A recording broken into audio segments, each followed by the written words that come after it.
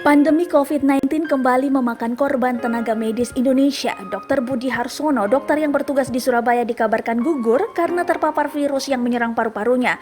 Kabar duka tersebut mulanya tersebar melalui akun Instagram resmi Ikatan Dokter Indonesia Surabaya. Pada postingan itu dijelaskan Dr. Budi Harsono tutup usia Senin 18 Mei pada pukul 22.06 waktu Indonesia Barat. Saat dikonfirmasi, Sutrisno, Ketua ID Jawa Timur, mengatakan Dr. Budi menghembuskan nafas terakhir saat menjalani perawatan di salah satu rumah sakit di Surabaya. Selain COVID-19, Budi juga disebut memiliki penyakit penyerta.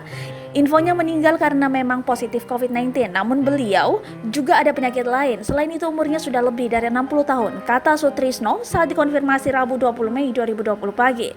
Istri Budi yang juga seorang dokter juga dikabarkan ikut tertular COVID-19. Informasinya, kini istri Budi sedang menjalani perawatan intensif di salah satu rumah sakit Surabaya karena kondisinya yang tengah kritis. Ya, memang istrinya juga positif kena COVID-19, ucapnya. Namun saat ditanya dirawat di rumah sakit mana, Sutrisno enggan menjelaskan lebih detail. Saya nggak bisa buka, pokoknya di sebuah rumah sakit Surabaya, pungkasnya.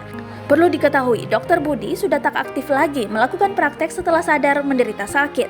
Sedangkan istrinya merupakan dokter spesialis jantung dan pembuluh darah.